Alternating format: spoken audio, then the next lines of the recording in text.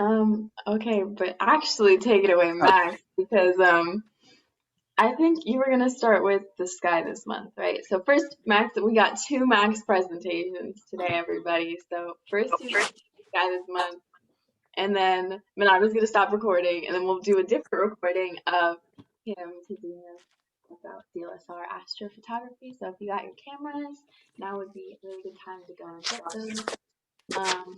But first, we're gonna learn about the sky this month.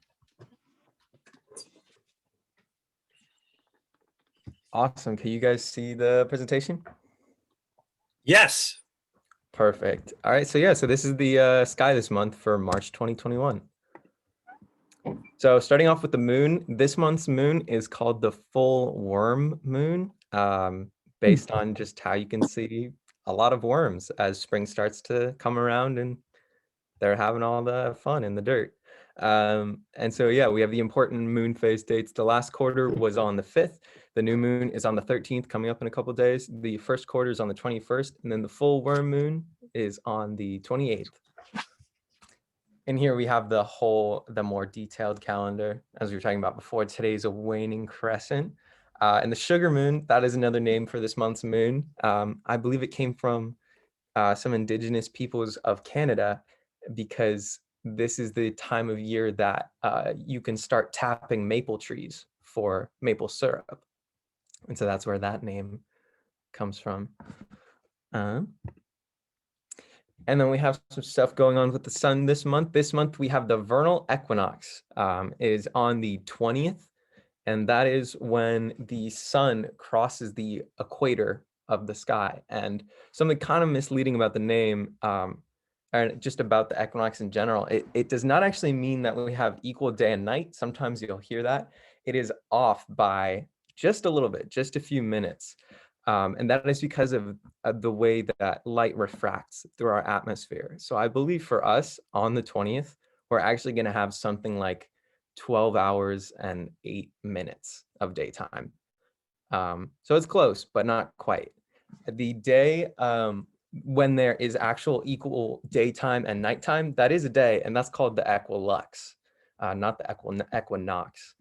And that is typically a few days before the vernal equinox and a few days after the autumnal equinox. So I don't know exactly when it is this month, but before the 20th. So for the planets this month, we have Mercury visible at dawn. And then we have Mars and Uranus visible in the evening, and Jupiter and Saturn visible in the morning. Here's a little bit of a current size comparison. And here are a couple of different views you might catch. This already happened, but this coming up, you'll be able to see Saturn, Jupiter, and Mercury along the moon's path around here. If you get up an hour before sunrise, that is. I will not be awake during that time. But here in the evening, you'll be able to see Mars in the Pleiades, that neat little star cluster, right next to Orion, which I find super helpful because Orion is always very distinct. That is the one constellation that I can consistently find very easily. So having that as a reference point will be very nice. And the moon, of course. The moon's pretty easy to spot. And so the constellation of this month, I chose Canis Minor. It's a pretty small constellation. It only has 2 stars really right there. It's just a little line. Here's another drawing of it. This one, it kind of shows it's supposed to be a dog. There are a couple of different stories behind it. One of them is that it is just the smaller of 2 hunting dogs of Orion's, because Orion is the hunter, and then Canis Major is the bigger one, which makes a lot of sense.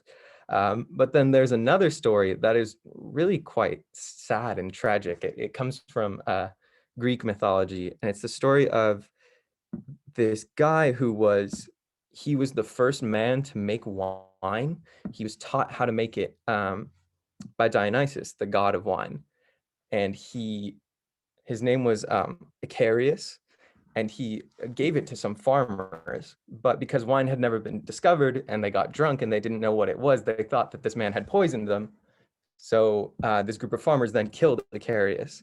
And then Icarius's daughter, Erigone, went with her loyal dog, Mara. They went to go check on her father and found him dead. And then Origone killed herself. And then Mara also killed herself, or killed himself, the dog.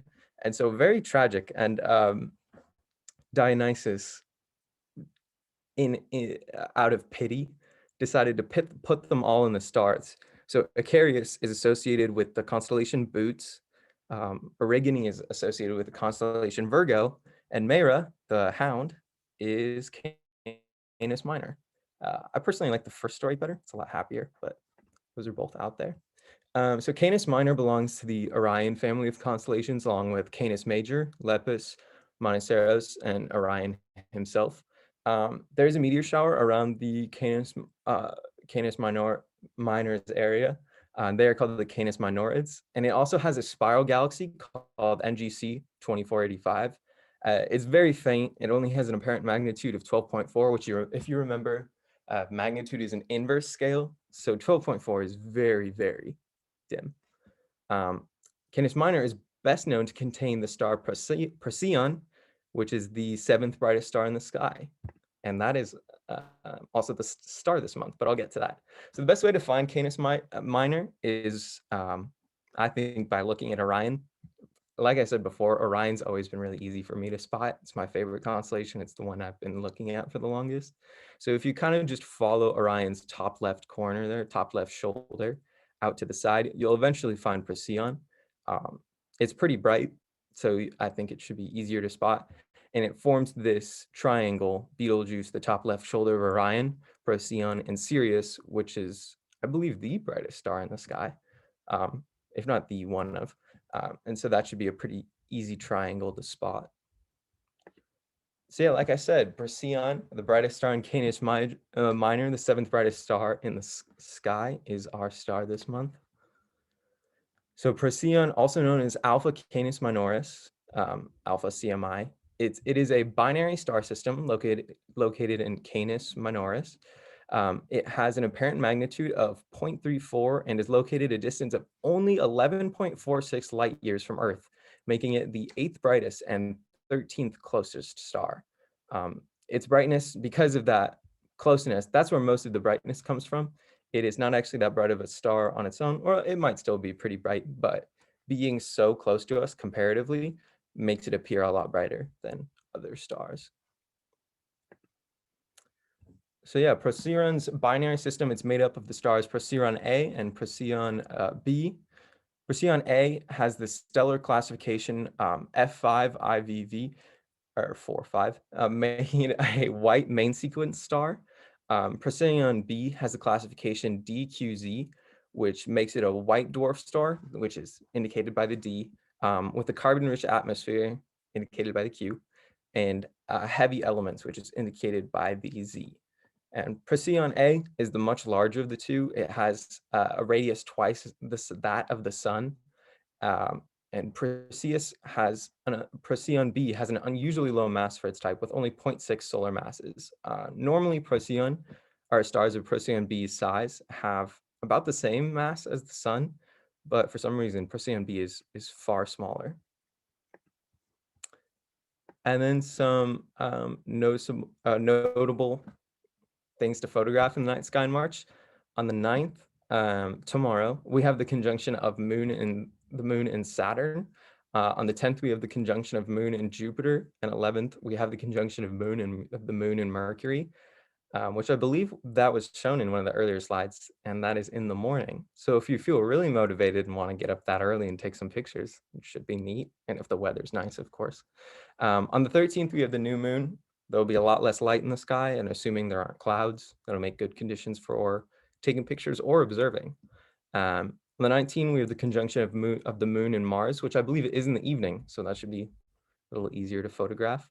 And then on the 24th, we have Venus at its greatest eastern elongation. So that's just kind of when it's at its brightest, and it will be easiest to observe or photograph. And then the 28th, we have the full moon, which is always fun to take pictures of. And so yeah, that's the end of this presentation.